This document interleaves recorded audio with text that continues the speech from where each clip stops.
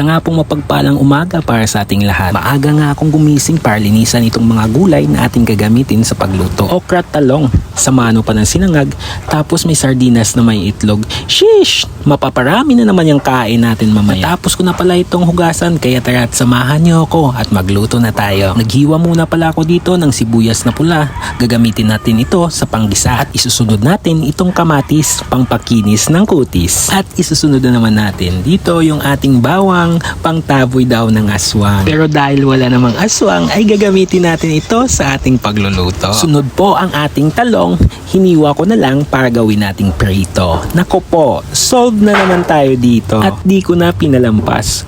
Okra nating masarap sa sinigang pero sa atin ay papakuluan, lagyan ng bagoong. Nako po, taob pati kaldero. At eto pa, itlog ng manok ni Papa, di ko na pinalampas pa. Malamang magugulat na naman siya. Dahil kahapon ay 6 pa, bakit ngayon ay isa na lang yung natira? Samahan natin ng sardinas. Nako po, tara, samahan nyo akong maggisa. Ilagay ang bawang, tapos isunod ang sibuyas na pula. Paghalo-haluin at isunod na natin ang ating sardinas. Tsaka lagyan natin ito ng kaunting itlog at hintayin na maluto. Pagkatapos nito ay hinango ko na. Kaldero ay hindi ko na hinugasan pa, agad na akong nagisa. Kamatis, pangpakinis ng kutis, bawang at sibuyas na pula, samahan mo pa ng itlog. Naku po, lalong sumarap pa. At agad ko nang nilagay pala itong kaning bahaw natin, nakakasaing lang. O hindi, joke lang. Ang ating sinangag ay okay na pala, kaya sumunod na tayo sa pangatlo nating lulutuin pa. Naglagay ng malinis na tubig,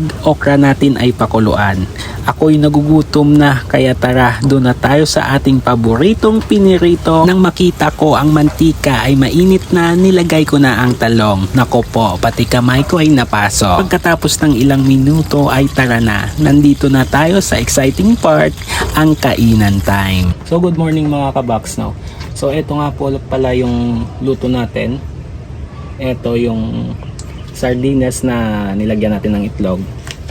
Meron tayo dito mga gulay, okra, talong, tsaka may itlog. Tapos, syempre itong ating pampagana. Syempre hindi mawawala itong ating bagoong. Kaya tara, samahan niya ako mag-agahan. Kape muna.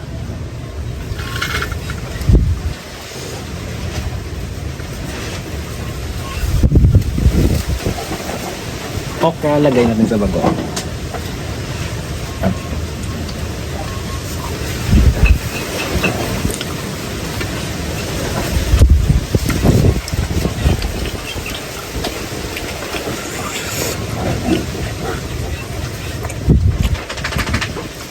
The best.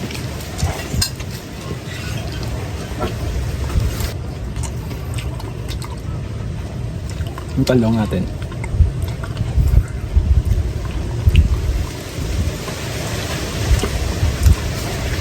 Suabe.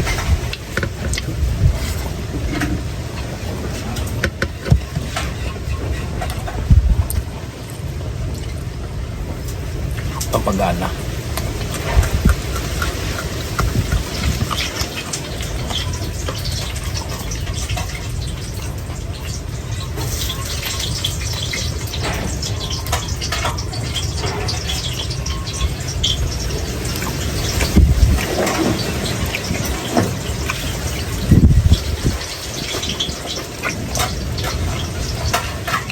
Tingnan nyo to, yung itlog na may sardinas.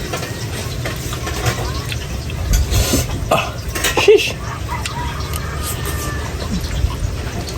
Yung itlog na may sardinas, napakasarap talaga, lalo na pag umagahan.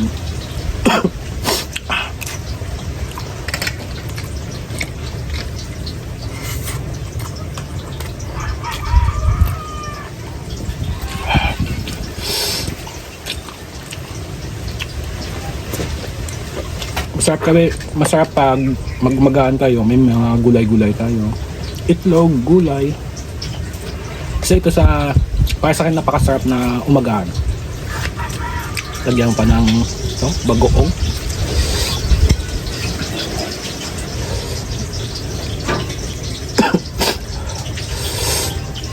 Tingnan nyo. bagoong, tapos yung may talong. Isang perfect bite.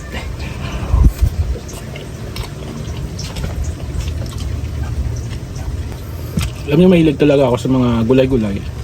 At lalo nang lumaki din naman ako sa probinsya. Kaya mahilig talaga akong kumain ng mga gulay-gulay. Okra, talong, yung daon ng kamote, ganun, pangmagaan. Perfect.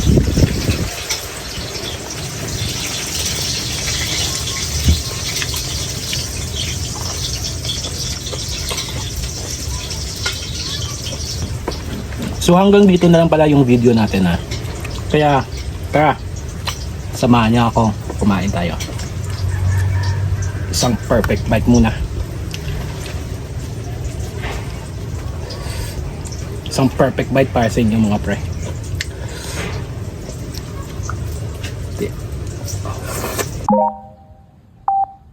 Sa lahat nga po pala ng followers ko na gusto magpa-shoutout sa atin sa next na mga video natin, mag-comment na lang kayo below at sa sunod na mga video natin ay isa-shoutout ko kayo. God bless po!